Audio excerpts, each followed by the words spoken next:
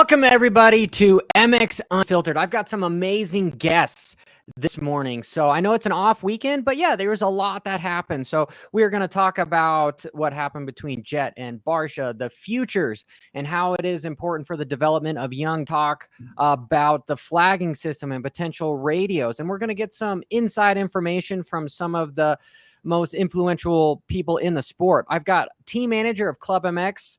We've got Mike Bonacci with us. How are you doing, Mike? I'm doing great. Yeah, I appreciate being on this off week. Even though it's not racing this weekend, we still have a lot to do. So glad to be on your show today. Hey, I appreciate you. And I'm pretty sure that you never get a break. You're probably constantly always working. Yeah, that's a fact. And we're actually going to a local track this weekend on Sunday, just to give the guys some variety. So even though we have the best facility in the world, it's always a good idea to try other things. So we're going to pack up our stuff and take the boys to a local track. Heck yeah. I bet there's going to be lots of guys out there that are like, oh my gosh, I'm going to try to hang with some of the club riders. And so hopefully nobody tries to take out one of your dudes. Well, it's funny. Even Brandon, the team owner, rides. So if they can keep up with him, that's just saying something in itself. Awesome. Well, it's a pleasure having you here. And then we also have the coder and the founder and the inventor of LitPro. We've got Richard Zinn with us this morning. How are you doing, Richard? Hey, good to be here. I just got off vacation, so I'm ready to get to work, and this is a great way to start getting back to work. Awesome. If you don't mind me diving a little bit into your personal life, where did you go to vacation? We went to Bryan Head, so I just got back. It's got a little bit of a sunburn across the nose here from spring skiing or snowboarding, but me and my boys and my wife go to Bryan Head, and we snowboard for a few days, 3 days, and yeah, I just got back, so good to be here. Awesome. I just moved to Colorado, so I plan on getting my little girl a snowboard and hitting the blacks on Vail. It's probably going to be detrimental to her psyche, but it should be fun. And I want to let you guys know, make sure in the description below, we've got Clubmx, we've got their channel here, and they do a docu-series that is just so uncandid. It is spectacular. It reminds me of the Reality of Speed show that used to be on, no pun intended, the Speed Channel. And they do a superb job with this stuff. And one thing that we'll probably dive in a little bit with is LitPro's new Vision. There's a program out there that's called Dartfish, and it is what all the major factory teams use to compare riders, but they're doing it to a consumer level for not only professional teams, but also amateurs. You could do off-road, etc. And it's basically comparing lines and to see which one's faster. So you just have to have two different like iPhone clips together. It is amazing. I wish I had it when I was racing, so that link is also in the description. So to start this off, I know, Richard, you were asking in backstage, you were asking Mike, how does he manage all the travel and how do you not get burnt out? And honestly, that is a great question. So Mike, do you want to elaborate a little bit? Yeah, actually, it's kind of a twofold thing. As the team manager, I make the travel arrangements for the entire team. The riders do have the ability to do their own thing. I do some of the riders, some do their own. So at first glance, when you're staying in a hotel or taking a flight, you can't really complain about it if you're the one that made the reservations. In my prior career in the auto parts industry, I worked for in 35 years, was mostly travel. So I've been on the road for probably 25 to 30 weeks a year, my entire life, basically, my entire adult life. So coming over to Supercross and motocross and traveling, not a big stretch for me. The beauty for Clubmx is our home base airport is Charlotte, and everywhere we go every weekend is a direct flight. So that takes the majority of the stress kind of out of the program. But I'm just used to it. This is their job for the riders and the crew. They're used to it. And we actually have fun traveling. Like, we do a lot of stuff together. We try to keep it light. And that's kind of the Clubmx theory is, we're zero drama. We like to have fun, and traveling together, it's almost like a family. So yeah, it's something that we manage pretty well. So what about though, my question, I was more curious about like, do you just become really good friends with the rest of like industry people that you see, and it becomes kind of like a large group family, or is it really just your own Clubmx group that you're there to travel with and to associate with? It's interesting. So from the East Coast, for the guys that make a connection, the majority of them come through Charlotte. So even though we're competitors on the track, if there's something going on where we can help each other, we do that when we travel, believe it or not. Whether it's the truck driver on the road or whether it's us going through an airport, whatever the case might be, until we actually get to the track to be competitors, the community is pretty tight-knit, and I kind of like that. So if we're ever in a pinch or they're ever in a pinch, whoever it is, we do help each other out along the way. Yeah, I mean, I'm a little bit of an outsider, even though I'm in the industry, and I've spent some time in the pit area when the fans aren't there, and yeah, I mean, I get the sense that I'm to be honest, I'm not part of that group, but I get the sense that there's just a lot of like camaraderie amongst teams that I don't think the fans see. Honestly, it's like you see like Carlos, for example, and he's great friends with Kenny's mechanic on the other team, and it just seems to go round and round, and it's pretty impressive to watch. I think it depends partially on who your riders are. So I have quite a range of personalities in my truck with Phil and Jeremy and Garrett and Cody and Jett, and and I also have some of these young kids coming through, and they each draw a lot of attention. Our truck is like an open door to anybody that wants to come by. And sometimes you're like, what? He's got all these different uniforms in the truck at one time because they're coming to see Phil or they're coming to see Jeremy, whatever the case might be. And we enjoy that. If they want to come and get something to eat, or if they want to stop by and chat, even the mechanics. I know Frankie from KTM has this big thing going with Phil, and they pick on each other constantly every race. And it's kind of fun to watch. Yeah, I don't think the fans see that as much. It's like it's a group, it's a community. Yeah, I mean, the sport is not a big sport when you look at it overall, and you have to get along with it. You have to be in a place where you enjoy going to work every day.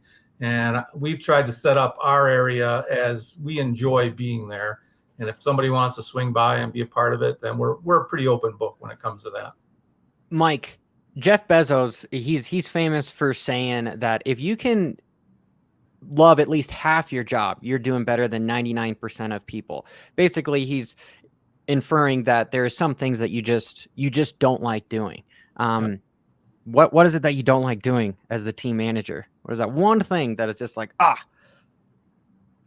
I would say for me, it's the amount of preparation for the travel that goes into it. And working with the travel industry is probably the hardest part because the customer service levels have decreased substantially over time.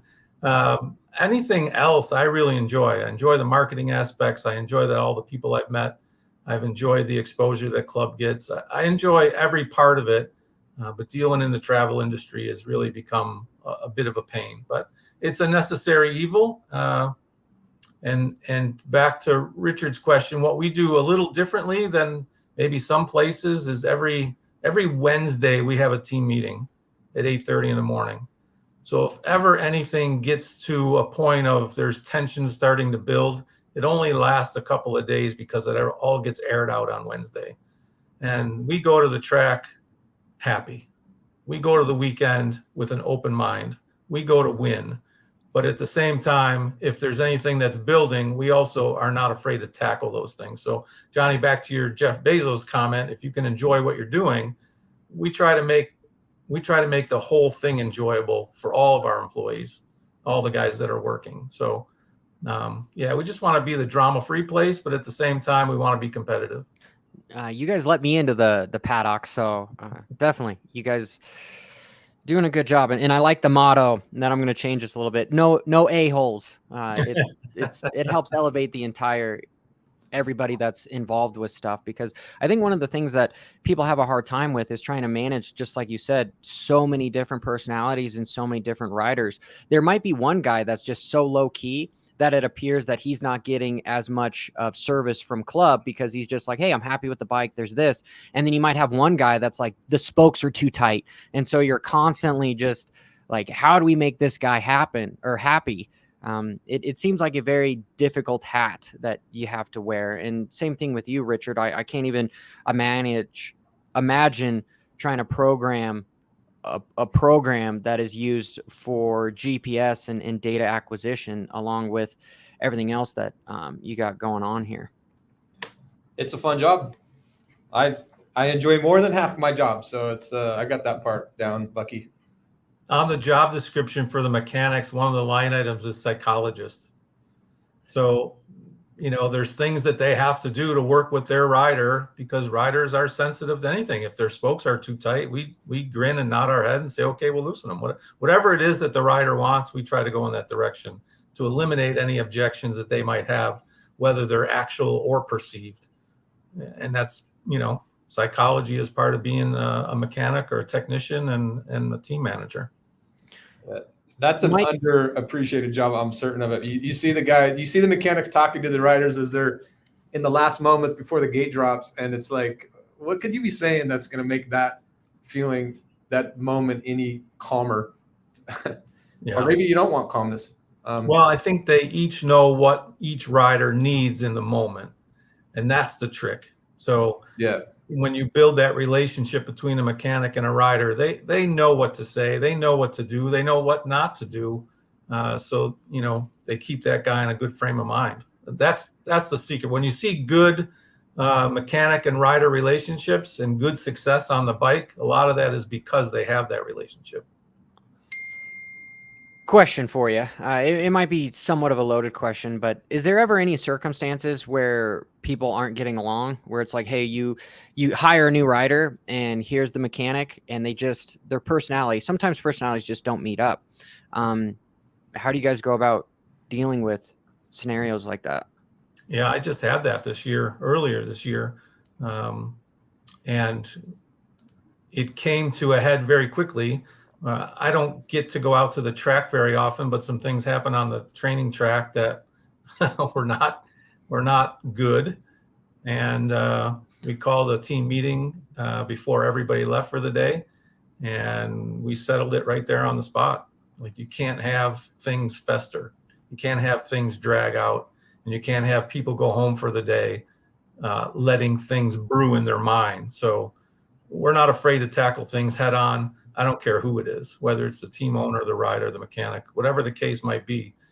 We tackle things that day before anybody goes home. I have to ask.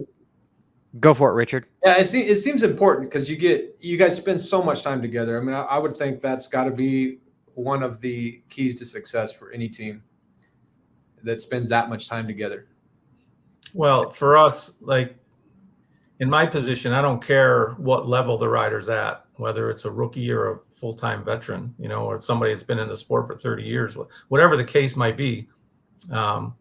Nobody gets preferential treatment on letting stuff pass.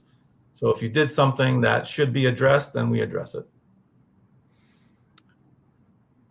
I know that I love the answer. However, I'm going to ask, we don't have to have any names.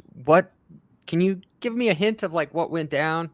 Somebody kicked a bike over, or somebody threw the bird at somebody.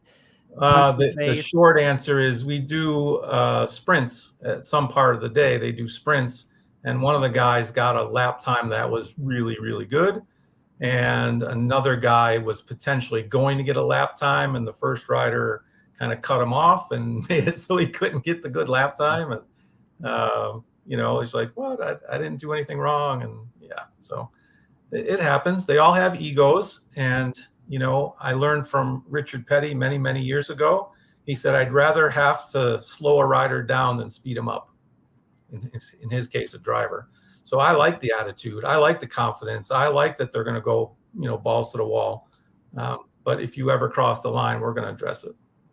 No, that's honestly a good advice for life, and for people that are going to be successful. If the people that you can't light a fire under somebody, usually it's already there. Right. So, they say that, you can't motivate anybody. You can inspire them. you can give them the tools, but you can't motivate them. They need to do that on their own. And you know pretty quickly when you get a rider if they're motivated or not. 100%. Honestly, that's got a lot to do with what's in this current book that it's called Same as Ever. It's basically talking about, everyone asks like, what's going to happen in the future? We want to know what changes, but the better question is, no, what actually stays the same, and it's got a lot to do with human psychology. Mike, one of the questions that I've always been wondering when it comes to a high privateer team is, you guys have a budget and you guys have enough bikes. Is there ever a situation where there's, lack of a better word here, so you can plead the fifth on this. Is there ever like favoritism for, hey, this guy gets a little bit better equipment, this kind of stuff, just because of he's doing good in the championship, and is there ever an A guy and B guys? Yeah, that's a good question. The only time there's an A guy or a B guy is if the skill of the B guy can't handle the speed of the bike. So is there things that we do to start off with? Yes, we don't have the budgets of a factory team. We admit that. And so when we do find things that we could use to improve, and we work with Twisted Development on our motor package, and the best stuff goes to the best guy just to see if the best stuff actually works with the best guy. If it works, then maybe then we go to the next guy and the next guy as the budget permits. It's not because one guy's better than the other guy. It's just simply a testing process to make sure that, the safety is there, the quality is there, the speed is there. And if all those things fall into place, then we want as much of that as we can get for every rider we have. If you get to, a rookie kid coming along and he's not ready for that speed yet, then, we don't have to spend the money at that point. I go back in time. If you look when Alex rode for us, he didn't want all the power that Garrett had. Garrett's a bigger dude, and he needs the power as much as he can possibly get. He wants the bike map to go 1,000 miles an hour because Garrett can handle it. But when Alex was on the 450, he didn't want all that power. So you can't always assume that just because they don't have it is because we couldn't give it to them. They don't always want it either. And the beauty of the program at Clubmx is each bike is built and tuned for that rider. Doesn't matter if they want to be on air forks or spring forks. Doesn't matter what kind of maps they want. Doesn't matter what kind of starting maps they want. Any of that stuff is all custom tailored to the rider. Okay, I love the response. I absolutely love the response. And this is where I'm going to kick it to Richard a little bit. Well, I guess both of you. It's an open question. Mike, do you use any sort of dartfish type GPS stuff for the practice track or anything of that nature? And Richard, I think the LitPro Vision and everything would be great for not just for multiple teams here. We have two programs. At the track program, we have a video overlay program that we work with a gentleman on that does really good for us. Mm-hmm. And then at the track, the only thing we really have here is we have a scoring type system with RFID stickers where we record lap times on the big track, on the moto track. We don't have anything currently for the Supercross tracks. So at Club, we have this big structure that records lap times every lap, every rider. Interesting. Yeah. So I'll say, like, what I just want to give a little bit of background on what we wanted to develop with Vision. And I think it's one of the most helpful things that we've ever developed. But what we do with Vision, or what our intention was, we got introduced to dartfish back in years ago or whatever. And we thought, or we overlay systems. We thought that and we saw how the teams used it. What we wanted to do was actually Roger DeCoster came to us and asked us if we could build something that would work for all of the team and be able to be operated by one person. And so we kind of took on that goal and we built something that we went after that goal of building something they could use to track all the riders at once on the track. It's a bit of a overwhelming challenge do that just because of the zoom levels. So what we decided to do, what we found was easy, is to bring in some of the new AI learning models that have been developed by big companies like Apple and Google, and make it something that a regular user, just a weekend kind of rider even, could use to track their riding just through a little section of the track. Even it takes about 15 seconds and you can get that kind of analysis done. So we were asked to build something kind of an overwhelming goal. And what we ended up with was just a really specific tool that anybody could use to analyze their own riding. And it takes about 15 to 45 seconds to take a couple recordings that you've done with your phone even, and be able to look at it inside of Vision, see side by side. Instead of a little bit of what Dartfish does is it will just tell you who is faster or which line was faster. What we really thought we could enhance or add to that was just like the rider technique. So we focus heavily on a tool that helps you analyze rider technique. And you can do that by, what we do is just synchronize the two videos so the riders are always at the same spot of the track at exactly the same time. And then you can see just like what's the difference at this one point of the track where they might be on the clutch, and you can zoom in on the left hand, see how they're manipulating the clutch. You can look at just the foot placement on the bike, and you can keep your zoom there, and you can just kind of like track all the way through the video where the bikes are exactly at the same point at the same time on the track, and be able to see what is actually causing one rider to get an advantage over the other. Not just what line is faster, but what actually is the rider doing at that moment. And so you're watching kind of the video where everything's playing back in real-time speed. You can, in the app, you can actually just kind of look frame by frame and really dissect, okay, what actually caused that rider to get the advantage. So we think of our core product as something that we were able to tell you what line is faster. We think of Vision as why is one line faster. The GPS product tells you what's faster. Vision, through highly visual interface, tells you what the rider did to actually get faster. So there's actually a huge difference between what we do with Vision and what Dartfish does. Is this one person filming and then just taking the files and comparing them? Yeah, exactly. So the reason I asked, just before you answer that, is the majority of the market is motocross, not supercross. Exactly. And so, I could see like we could use this with our training facility to do this, but I'm just trying to see is it's one guy filming a section, because you can't film a whole motocross track, right?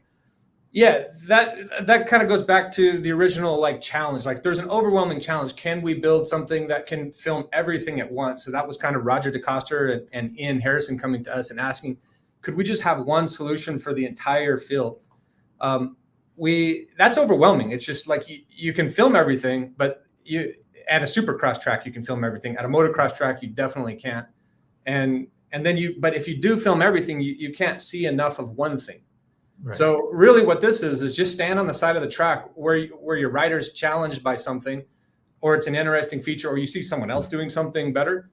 Stand there, record for about 15 seconds, your rider going through, then your rider trying something else, or another rider going through, doing it slightly different. That's all you need. And then you record those two things, and about 15 to 45 seconds later, you've got which line's faster. And if you want to pick apart, you can zoom in and just watch what they're doing with their clutch hand, their foot, anything. The suspension, you can watch the suspension frame by frame, and you can actually count even how fast it recovers from a big hit or whatever. And that insight, your phone has this incredible capability, tons of CPU power. We're talking about 17 trillion operations a second, but only if it doesn't have 17 trillion operations a second when you're looking at just compute power. You have to include its ability, the neural network for video and so forth. And then when you take advantage of all that, there's just so much that we're able to do behind the scenes to make that analysis incredibly useful to you. And I mean, the speed of getting that analysis done is so quick. Like within 45 seconds of you taking the 2 videos, being able to have an analysis, that brings that like capability just on the side of the track. You can do it while you're walking back to the rig or whatever. You can have that capability so quick. It's like, it's just an incredibly valuable tool. And it's completely different than anything else that's out there on the market, just because of how quickly you can get that analysis. And it's all from your phone. Just take the 2 videos, run the thing. It uses a lot of AI models, and you get this analysis that you just don't get from anywhere else. Richard, I will intersect just 1 second. So as opposed to having to go back to like another computer or something, you could just on the fly inside of 60 seconds go, that was faster. Do that every lap. Exactly. Yeah. I mean, you don't need it every day, but when you need it, it's the fastest way you're ever going to get that information. Yeah, I think this is something. So right now at the facility for the training kids, the trainer stands with an iPad and he'll film a section, 1 kid in a section. And then on Wednesdays when they have their day off, they go to a big screen and he critiques and teaches them what they're looking at. But it's 1 kid at a time, right? So now you can say, okay, Joe was the fastest today. Here's what he did compared to you, Drew, and kind of show the 2. This is something I could see where it'd be very beneficial. Oh yeah, it's. I think you guys would love it, honestly. And I mean, I don't want to take over. This isn't a marketing hype show for LitPro, but this is a piece of software that we're really proud of, and like it comes from, probably a lot of it comes from, people like Johnny breaking down riders. How are they doing it? Like, I love that conversation, and I love that what Hopper brings to the sport. I love JS7's James's breakdown. I mean, he really just. Oh gosh, James is awesome. He just had, like, you do it too though, Hopper. You bring something to, like, I ride, but I can't ride whoops, and I would never try it.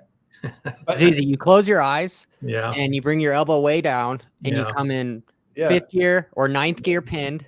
Stop and you just But what I love is that you bring you make it relatable to me. Like, I don't know the feeling of going through the whoops, but I know the feeling of a lot of other things. And I mean, what James does really good when he's on broadcast is he sees something, and I don't know, I don't know exactly how he saw it or how he saw it so quickly.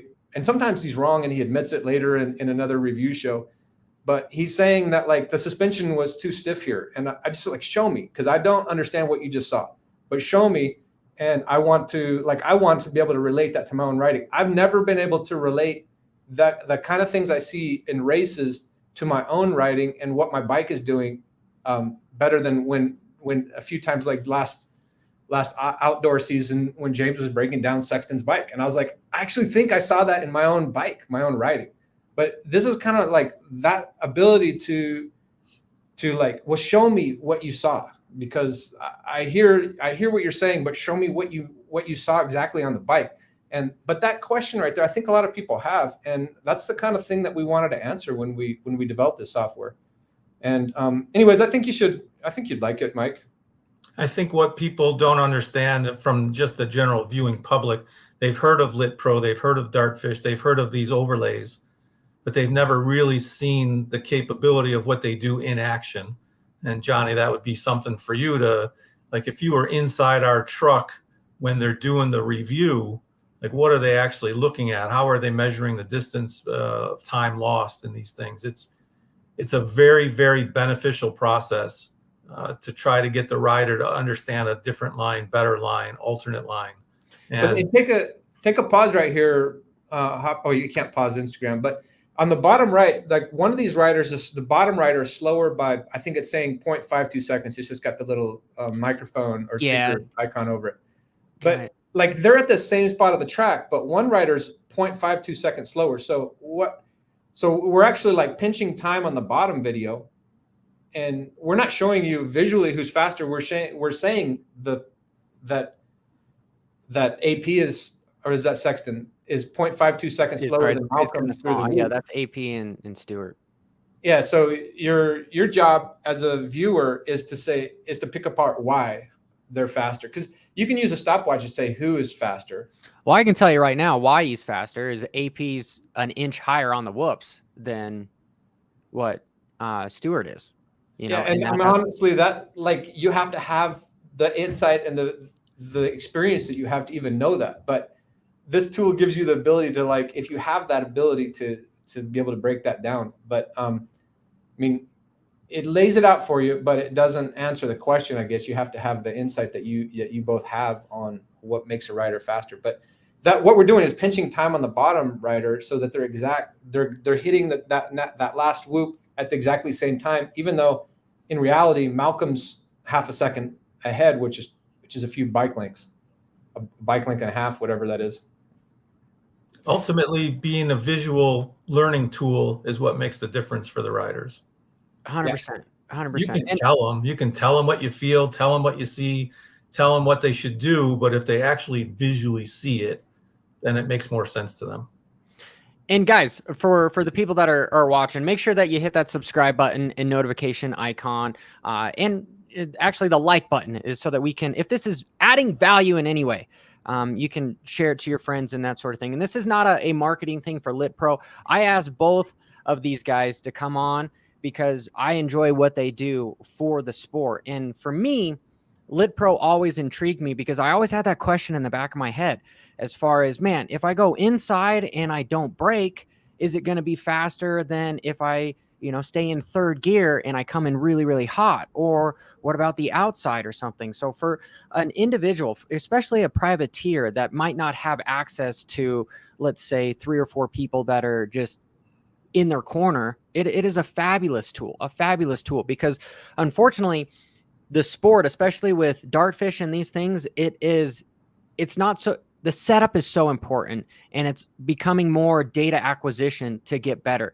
All the major factory teams, it's some of the stuff that we don't see as outsiders is see all the changes that are made between qualifying to the first heat race.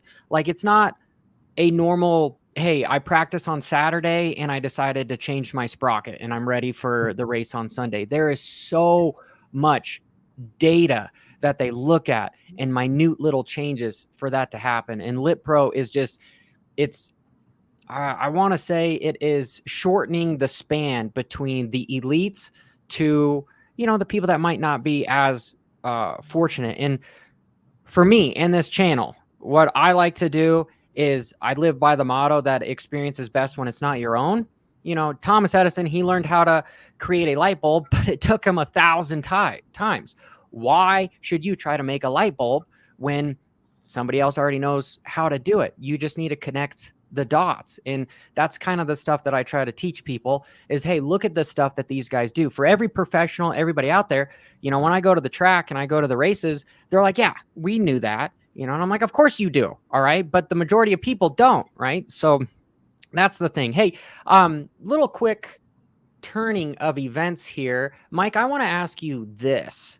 In a situation like this, for what happened to Kenny here, I wonder if it's going to show it after this big crash where he ended up like jumping onto, what was it, Jett's bike. And I believe they're going to show the replay. Yeah. Here's the replay. And where Kenny right here, boom, and it broke his radiator and he was leaking fluid everywhere and the bike started smoking and honestly becoming unrideable. How do you guys convey to your rider, hey, you should pull off the track? Hey, this is too dangerous to continue? Because I know it happened, I believe, at like the first round for Phil, where he was just like, hey, the bike, I can't ride it. It's unfortunate. Sometimes this stuff happens. Well, it just happened in St. Louis to Phil. There was a lot of small rocks on the track, and I think he was going around a corner and the roost, believe it or not, hit his hose clamp, knocked his hose off. It happened just as he was passing the mechanics area. The radio chatter is Phil's bike is smoking. All right, let's get it on the board that Phil's bike is smoking because Phil wants to know immediately if there's any issues with his bike. And so it's not a matter of, hey, let's let it play out. Let's make a decision right now that he needs to know that there's something going on with his bike. And that's what he wants. And so by the time he came back around again, even though we had it on the board, the bike had already started to fail, and he felt it and pulled off, fortunately. The worst thing that could happen to a rider in Supercross is that they have a failure of a bike on the face of a jump. And you know that, Johnny. That's their biggest fear. Mm-hmm. And so we want to protect them as best we can. So to answer your question, the only thing we can do is pit board. And so that's the best thing we can do. If the timing works out, then great. But that's our goal, is to get that on the board. We have 7 radios on the track. So somebody hopefully spots it right away, relays the message to the mechanic. The mechanic gets it on the board. And then the rider at that point can say, all right, I feel something, I see something, and I'm not going to continue, or I am going to continue. It becomes up to the rider at that point. Rider safety is always paramount for us. I've got a question about those pit boards. Like, what, this probably leads into the what you're going to next, that flag. Can you see it? But what there's some tracks where the layout, like the mechanics area, is too close to a corner. How do you guys, I think you probably know that the rider's never going to see your pit board in some races, or because of the track layout. What do you do in that case? Do you keep on showing pit board messages, and how do you? Yeah, that's a good question. Supercross, it's generally not an issue. Outdoors, sometimes it is an issue. But for Supercross, the mechanics, they have like their own etiquette.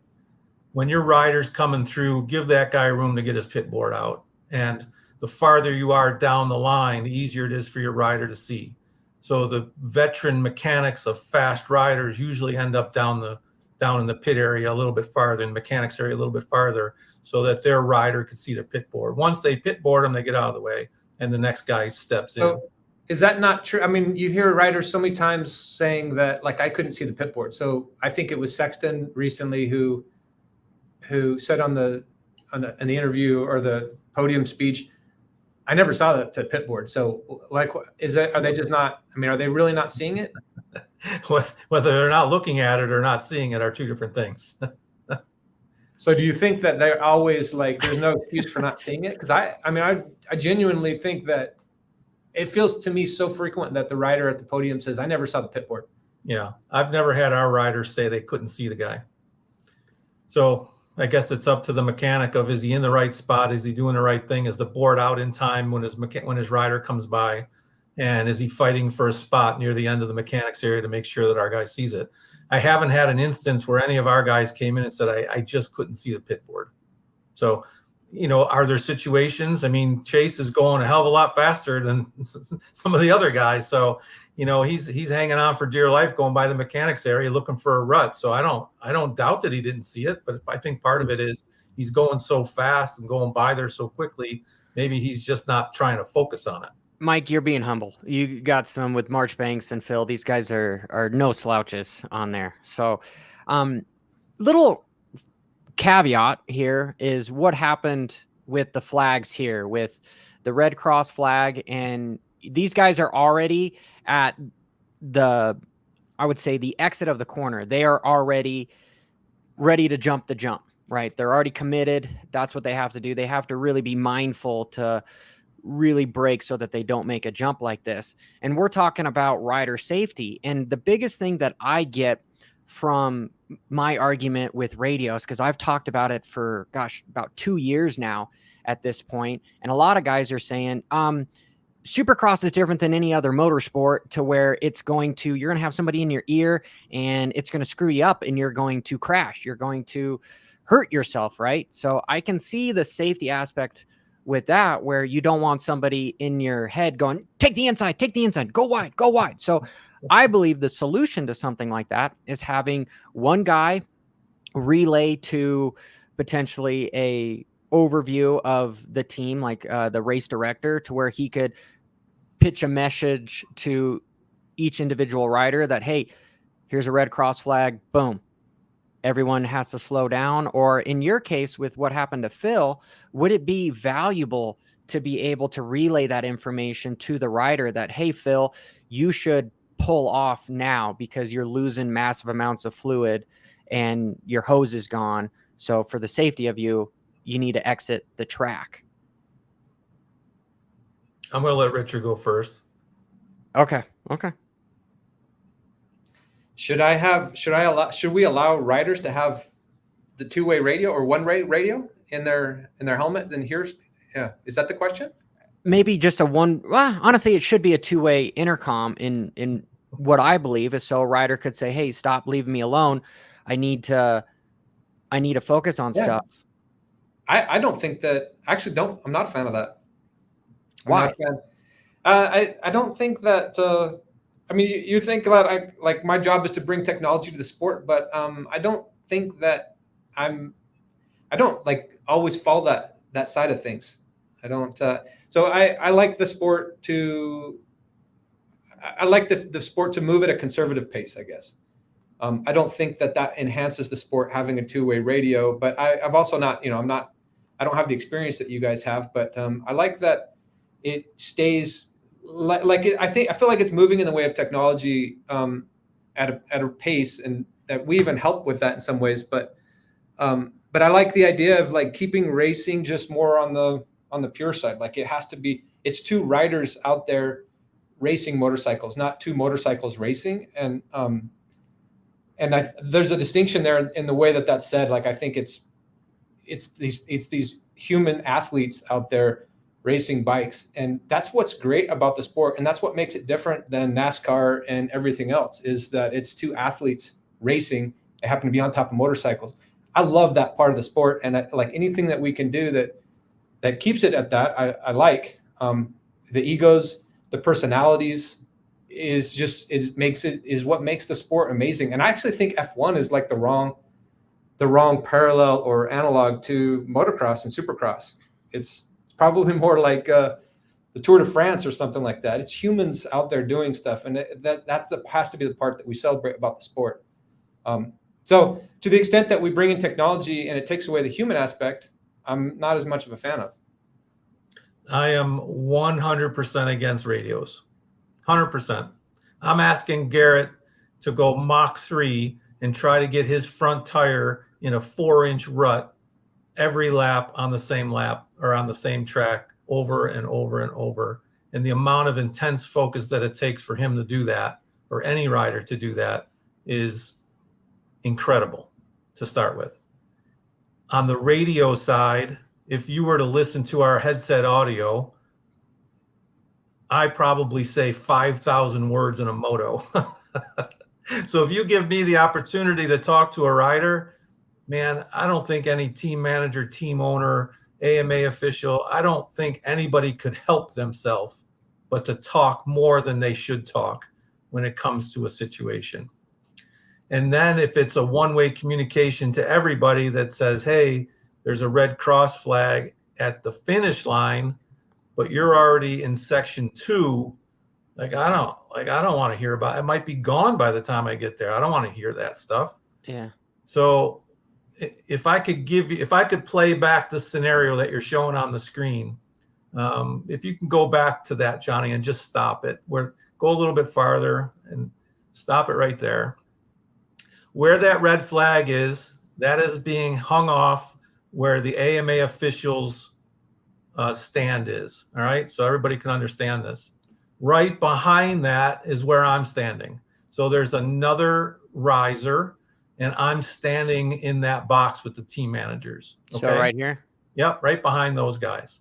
We have the ability to yell, scream, text, call AMA officials back and forth. All right.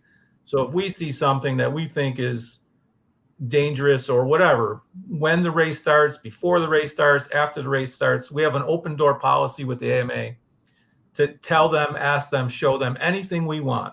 All right. When the 125 came to the face of that jump, his bike stopped working. Somebody said he stalled it or whatever. His bike quit on him. And like I said earlier, the biggest fear for any rider is that your bike fails on the face of a jump. So first off, his bike failed on the face of the jump. He ends up between the double, and he is now 10 feet from me because he's right below me. Okay. Underneath the stand that we're in is where they keep the skid steer. So now the 125, his bike doesn't roll. He can't go under us because that's where the skid steer is parked to do track maintenance. And he can't push it up the face of the next jump, right? So the poor guy just crapped himself because he just survived his bike failing on the face of a jump. He's stuck between the two jumps and he can't get out of there. All right. That's the cause for the red flag, right? So his safety first becomes paramount. Now the question is, how do you protect this kid? So the race is coming to an end. The guy is waving one flag with one hand and holding the other flag with his other hand. And he's got both hands full. And now what does he do? What do we do? People are jumping over this guy. And to the AMA's credit, on Tuesday, when we had our call with them, they've already started to work on plans because maybe this just wasn't a common occurrence where the flagger has both hands busy and people are still jumping. And what do we do? How do we handle this? And much to their credit, they've already started to enact plans that if this ever happened again, they would have an answer to it, whether it's somebody coming down the stairs or adding lights to the entrance of the turn. Like, I give the AMA a lot of credit because they can't foresee everything, right? They can't foresee every scenario that's ever going to happen. But when it does happen, they don't want it to be repeated. So they will take action. And I think that when you get to the next round, because fortunately we have a weekend off, you'll see a different procedure, a different protocol. You'll see something different because between, Mike and Jeff, Christina and Jeremy, these guys at the AMA, they're going to make a change. So I'm not worried about the next time because I think they're already going to have an answer for it. Agree, Mike, because the latter, if let's say they didn't either penalize the riders and didn't have this out here, and there was a catastrophic incident where somebody hits or lands on, just jumps and actually doesn't clear the jump, but just lands on freeze, it would be horrible. Then everyone, including myself, would be talking about, hey, why wasn't this preventable? Because what really happened here, the worst thing that happened was a bunch of riders got penalized 2 positions. Right? That is much better than a rider not being able to race the next weekend, or worse, not being able to race ever. My argument with both of you is, per se, could the sport move in a direction where you have 2 radio communication places, where it might be the pit area and then maybe across the start, where riders aren't really having to jump and make the split-second decision. And go one further, you only have one dude that's trained to communicate with this, and they're able to talk to that rider so that they can keep it concise. Or potentially, here's an idea for radio communications with the GPS, is to be able to cut in every time a rider's in a specific area in the air. Because as a rider, when you jump a big triple or something, that's your chance to shake out your arms and breathe a little bit. Somebody might tell you, hey, you're in 5th position or something, or whatever information you needed to have. I think that would be valuable. And it should be talked about. And I'm sure there is things being talked about for that incident, and not just for the communication between the teams and the riders, but I'm talking about the growth of the sport.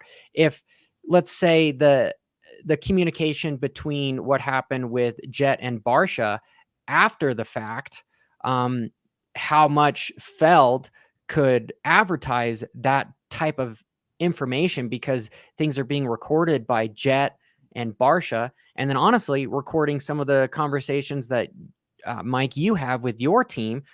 I believe that all that would be incredibly interesting and create drama and suspense for new viewers. Because let's be honest here, the 2000s are essentially the reality deal, right? Everyone wants to watch, gosh, I don't even know what the Beverly Hills something, Housewives, whatever. They just want to see drama. And that's one of the things I feel the sport is missing. Yeah, we're actually getting to that point now. So we record our headset audio. Currently, it is not available to the public for obvious reasons.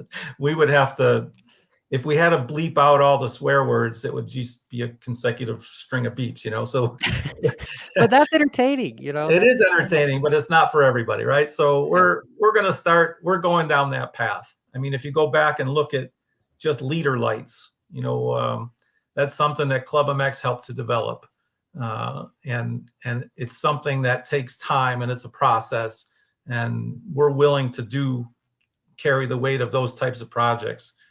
I firmly believe headset audio is probably the next thing, so I don't want to get too far ahead of it. It is a little complicated to do and when to air it, but it is something I think you'll see in the coming years. Back to the one-way communication, I'm always going to be against it because it's going to be hard to specifically pinpoint who needs that data at that point, right? And so I think the old manual way of doing it can be improved, and I think I rely on the AMA to improve it, and I have the faith that they will. Awesome. I guess last comment I will make is, what do you guys think about the leader lights?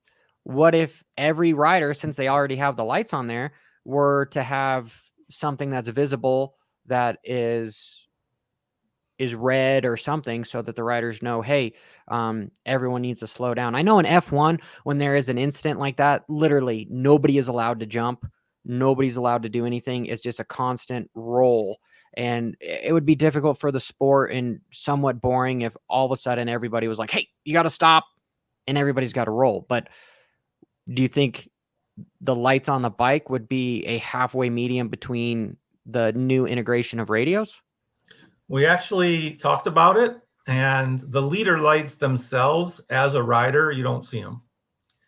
And that's why they've been beneficial. So when we first tested it with Phil, he rode around using it, and then the data is this interfering with you? Does this obstruct you from doing your job? And the fact of the matter, when Phil came back, because he was kind of our test pilot for it, he doesn't even see them. So now if you had to move the light behind the number plate farther up, that's not in their line of vision. So it's still difficult to see. So then you're talking about putting the light farther out on the front fender. And then as a team, we're out on that. We don't want anything upsetting the balance of the bike at that point. Mm-hmm. Well, I mean, you guys all run the, are they Get ignition, the RPM deals on the front number plate? I mean, I know some guys do. No. Do you guys as a team run those? We don't. I'd be surprised if a rider can see it though when he's riding. Okay, it's only for the start. I have never run one, so I don't know. But yeah, I mean, there's definitely conversations to have there, which I'm sure, Mike, you have been involved in that type of stuff. And I know we're running here close to an hour, but one thing I did want to talk about is what you do for all the futures riders. Because for me, having good direction in a sport like this, because you're a young kid and essentially to the sport, you are a rock star. And you might take 20 years to build a reputation, but you could ruin it inside of 5 minutes. And we've seen lots of guys, naming some names, unfortunately. You got Austin Stroop, you've got Nico Izzy. Sometimes they fall into a category of down a dark path. And the point is to try to prevent young kids that have developing minds and scenarios to have a life beyond racing. Because like you said at the beginning of this is such a unique time in people's lives. It's not something that you can have a 30+ year career in. And yeah, I guess I'm just using too many words, but every time there's the futures out there, you are giving a speech to the riders. And I just want to share with the audience some of the stuff that you do. Well, I think first off, I'm honored to even have the ability to do it. And it's something that I'm pretty passionate about.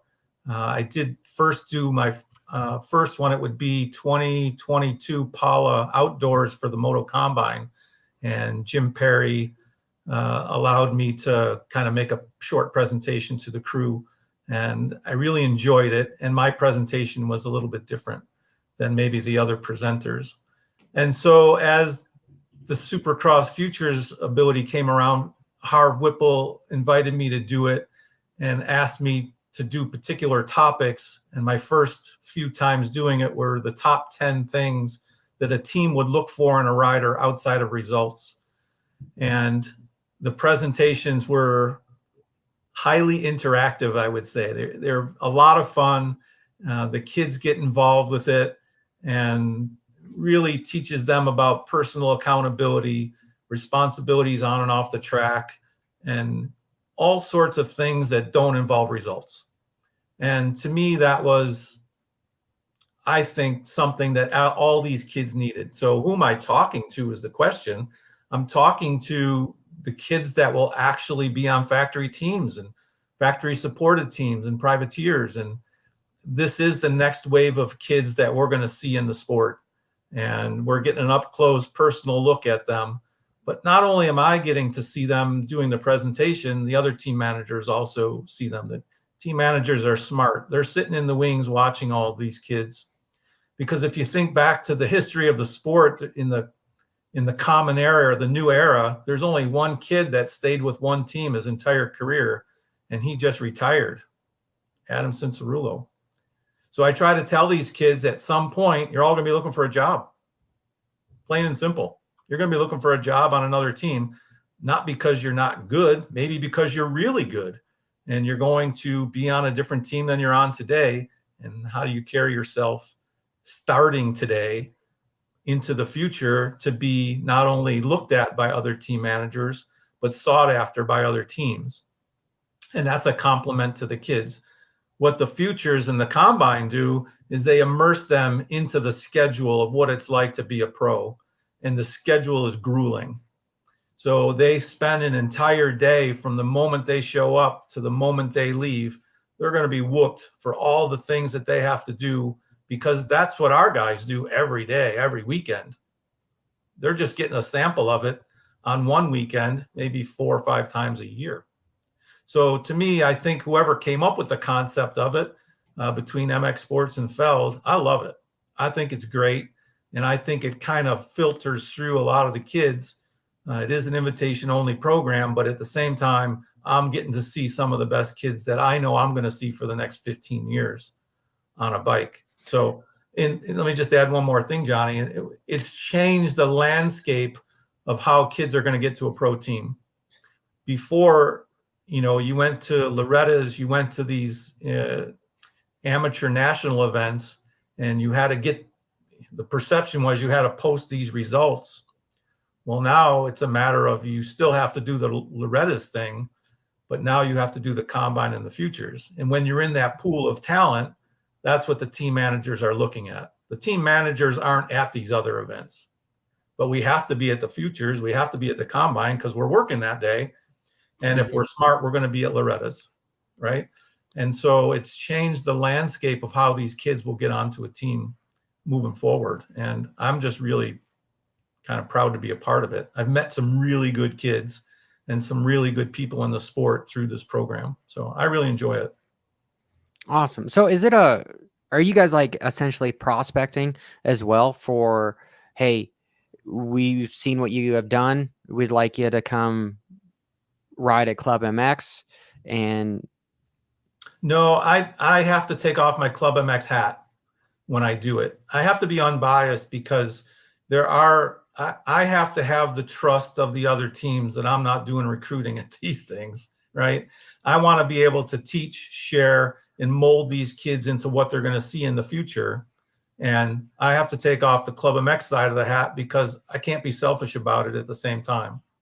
And so I do take the time to make sure that my presentation is fit for everyone so that they can ask questions. Now, on the flip side, they got to know me at some level. I've presented to some of these kids 8 times by now, right? They could probably do the same presentation that I do. However, they do have the ability to call me, reach out to me. And in some cases, I've already helped a couple of kids get placed on other teams because there was a need and there was a desire. And I have the belief that I can refer this kid because I know what he's like because he's been through these classes, right? So yeah, it's a little bit unbiased on my part, but at the same time, I like the ability for these kids to be able to come and ask questions if they have to. I do send them to the right place. I do send them to who they should talk to. And just the ability for them to have someone to ask the question, I think bridges the gap between where they're at and where they want to go.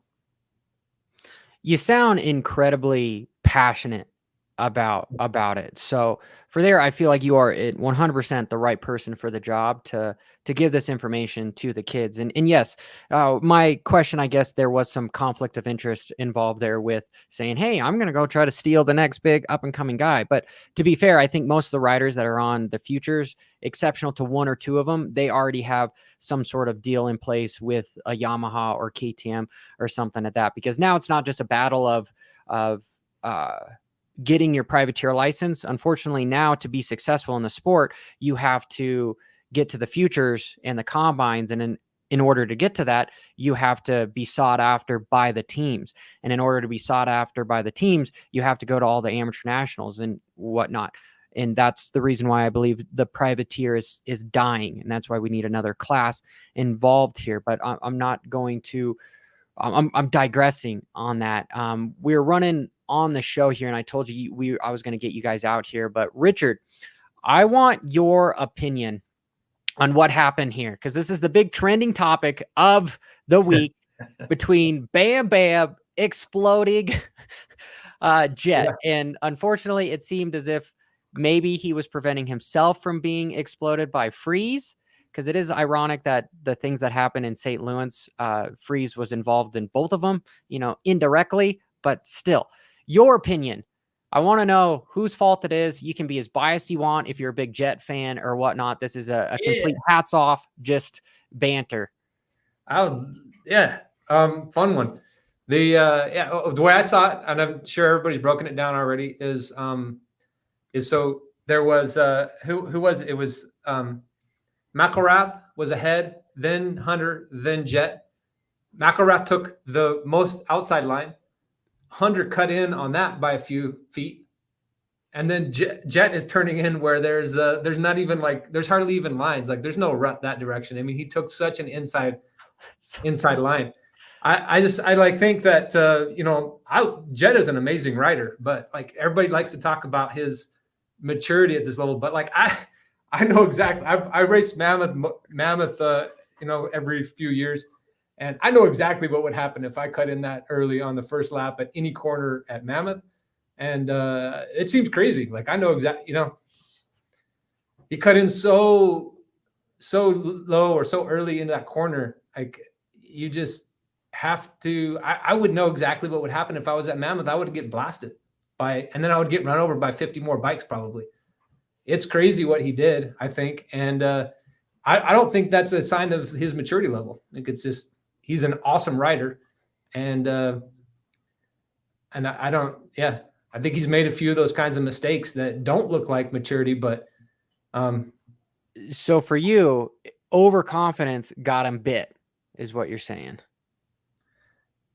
I can't figure out what would have been going through his head. Like I heard some other opinions that he's not used to being. He's used to being by Cooper Webb and Jay Sexton and those guys, and maybe he would have been a little bit more safe in that area, but he was a little bit more mid-pack, and so a little bit more surprising riding. But I don't know what he would have been thinking right there on first lap doing that. I think he probably would have gotten by easily on later laps, but yeah, first lap just seems crazy. Mike, your opinion? He wasn't in first or second. So basically, my take on this, Jett is amazing. He's also a really good kid, right? But he's not normally in fifth. So now here's some circumstances that, I got to get out of fifth. I need to get up to fourth, third, second. And he cuts down in this corner, maybe not spending a lot of time in this position in his career, much less in a race. So he cut down. He's got this train wreck coming behind him, and he gets T-boned. Yeah. You see how he gets tapped by Stewart's back. Yeah. Back. Like Barsha, on the other hand, also a really good guy. Like, people can criticize him all they want for his style. His style is his style. I don't think you're going to change the stripes on a Tiger. And he's coming in hot. Just not – he obviously didn't do it on purpose. He was hoping that Jett was going to stay high and he can get on with his day. and Jett cut down. It's just, to me, it's just circumstantial. They're both really good kids. And, you know, I actually called over to Honda this week just to make sure he was okay, and he is. So hopefully we just live to fight another day. Awesome. Well, I honestly, what were the guys thinking or Eli, Sexton? Like, I wonder what was going on in their helmets. Like, were they seeing the doors open to the rest of the season? Like, what was going on in their minds? Were they like, that's exactly why, you know, I'm going to win this championship? Like, I wonder what those thoughts were going on in their heads. I can tell you, we don't have a dog in that fight, but I can tell you our guys don't want to see anybody get hurt. So I think the first thing, you take someone like a Eli who's very mature and a Chase that's very mature, I would think the first thing they go through their mind is, I really don't want to see anybody get hurt. Yeah. Mm-hmm. Well, it's a family. It's a family first, but speculation as far as the business aspect of it, it's like, cool, here's an opportunity, I'm going to take it. And Mike, what you said before earlier in this podcast about you don't want to take the fire away from somebody. That's basically Barcia's riding style, is if you're trying to limit him to prevent him from being him, you know, you're really killing that flame that he has. And what I take from your explanation on stuff is Jett is just inexperienced with being mid-pack on the first couple laps.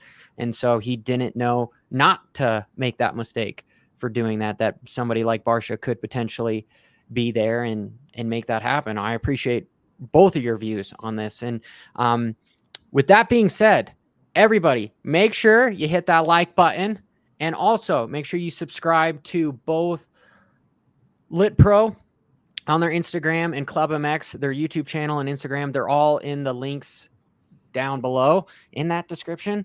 But we've come to an end here, and this is where I make you guys ask if you can be awkward and brop with me. Can you both do that? Before you go, I just want to say one thing. You said that you wanted to add a class, and you know the privateer life is dying and all that, but I do want to make note that the sport is growing at a pretty rapid spot. They give us attendance numbers every Tuesday, and the attendance numbers are freaking amazing right now.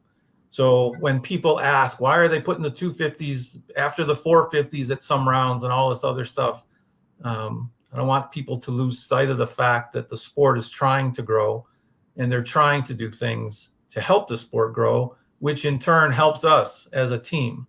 And I give Feld, and you'll see in the summer what MX Sports is doing, I give Feld a lot of credit for just trying stuff. And also to their credit is they tell us why they're doing it. They give us an explanation and give us a heads up on, here's what's coming. Here's what we're trying to do. Here's why we're trying to do it. And then when we're all done, we'll tell you if it worked. So This is what people don't hear. This is what people don't see. And they think there's a big bad wolf out there. Well, the fact of the matter is we're in a upward trajectory on a growth of the sport, and it's really a good time to be a part of it. Now, how you get the rest of the kids into it, there's only so many spots. It's how they say the cheese has moved of how you get to a pro team, and you have to be well aware of where that cheese is today. Great to book. make Who Moved My Cheese? there.